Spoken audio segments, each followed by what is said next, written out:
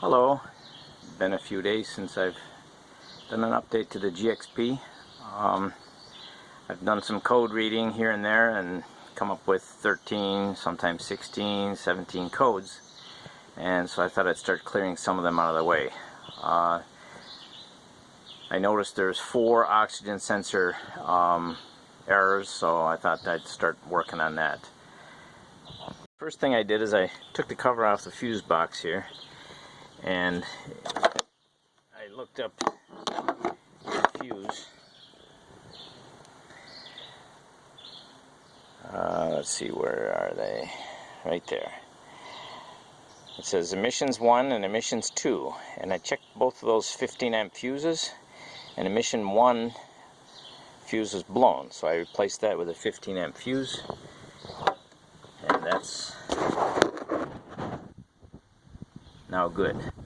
Codes, again, after driving it around a bit, and only came up with sensor 2 code for this car.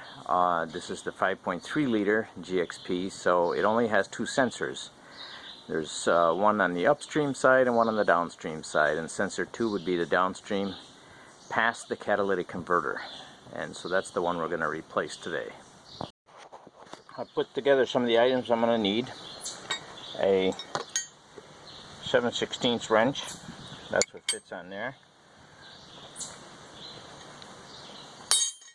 An extender bar.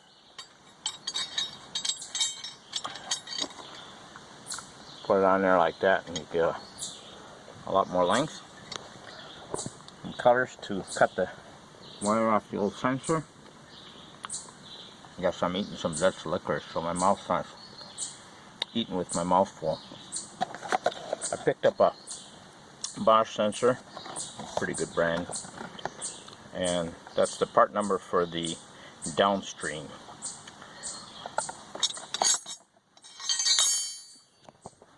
Going underneath the car here.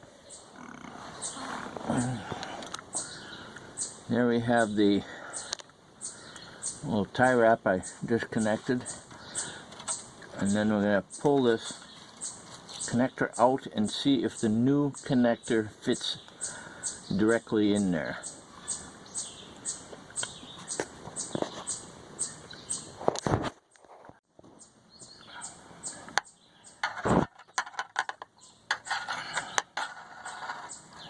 There you can see the little tabs that have to be lifted.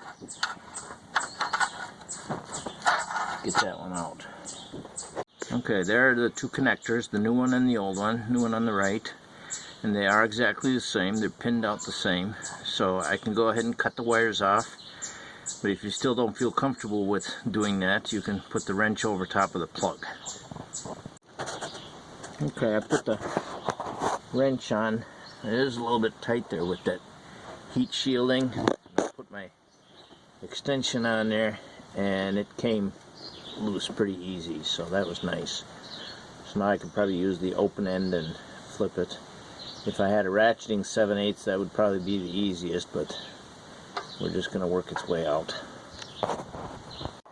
Okay, once I was able to crack it loose, I could flip the wrench back and forth a little bit, and it's probably the easiest from the passenger side. There's more room because it's angled that way a little bit. Once I got it loose, then I was able to spin it out with my fingers. The new one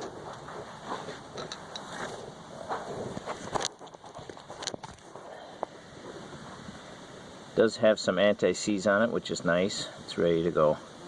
So I'm going to spin that one in and tighten it down.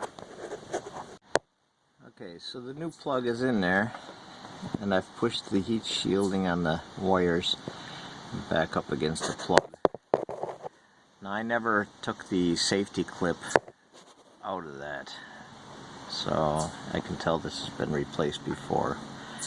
But then we just plug this back in, and if you want, you can put a tie wrap through there, or a tie wrap to hold the wires inside the heat shield. And then I'm going to put my little donuts back on to hold the exhaust system back up. And that's all there's to it. Those of you who are wondering, there's a jack stand, and I also have my wheel chuck behind the opposite side in the back.